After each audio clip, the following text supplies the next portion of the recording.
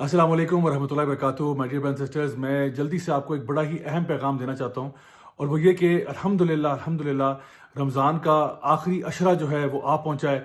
और इसका मतलब ये है कि इन्हीं 10 रातों में हमें लैलतुल क़द्र की रात जो है वो इंशाअल्लाह रहमान नसीब हो जाएगी।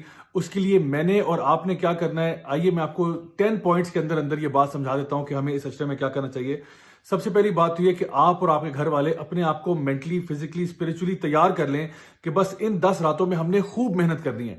जैसे कि नबी करीम सल्लल्लाहु अलैहि वसल्लम अपनी जो वेस्ट बेल्ट है उसको टाइट कर लेते थे इस आखिरी अशरे के अंदर, और खुद भी जागते थे, अपने घर वालों को भी जगाते थे और रातों को दिन जैसा बना देते थे। यानी पूरी पूरी रात जो है वो अल्लाह ताला की इबादत होती, अल्लाह को याद किया जाता, दुआएं की जाती। तो हमने भी इंशाल्लाह बिल्कुल इसी तरह से करना है कि अपनी रातों को बिल्कुल जगा देना है।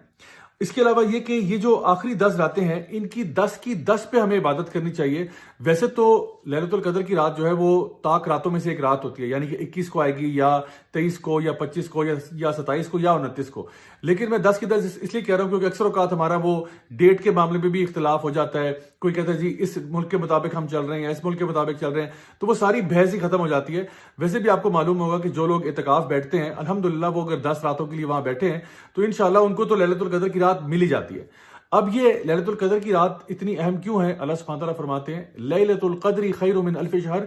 ये ऐसी रात है जो 1000 महीने से बेहतर है, यानी 1000 महीने के बराबर नहीं है, 1000 महीने से बेहतर है, यानी तकरीबन 83 ईयर्स की वर्शिप से ज्यादा बेहतर है। तो इस रात में जो भी आप इबादत का काम करेंगे, चाहे वो जिक्र हो, तिलावत हो, सदका खैरात हो, कुछ भी हो, आपके लिए वो ऐसे लिखा जाएगा जैसे आपने एक पूरी जिंदगी 83 ईयर से जायद का अर्सा उसी इबादत को करने में गुजार दिया।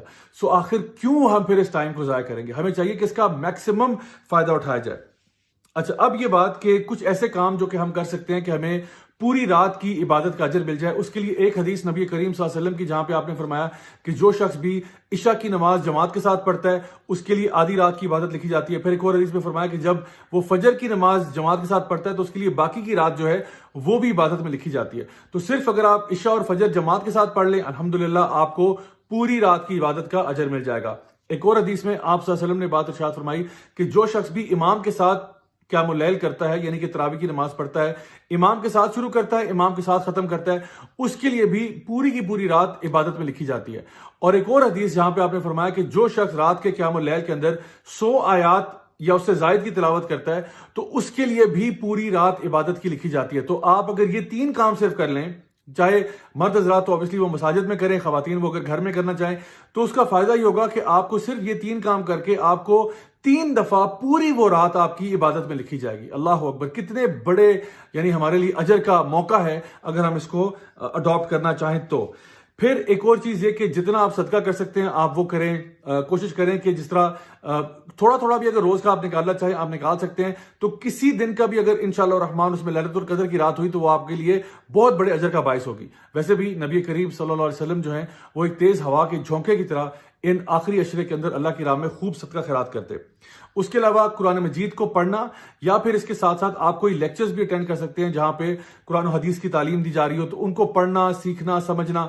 इसके अलावा एक और चीज जो आप कर सकते हैं वो ये है कि बुक्स का पढ़ना, चाहे वो तफसीर की बुक्स हो या हदीस की बुक्स हो या कोई भी ऐसी बुक्स जो कि आपको आपके ईमान में इजाफा करती हैं, और फिर इसी नॉलेज को दूसरों तक पहुंचाना, किसी ना किसी फॉर्म ऑफ दावा के अंदर एंगेज करना, लोगों तक इस खैर की बात को पहुंचाना, ये भी एक बहुत ही जबरदस्त नेक काम है जो आप कर सकते हैं।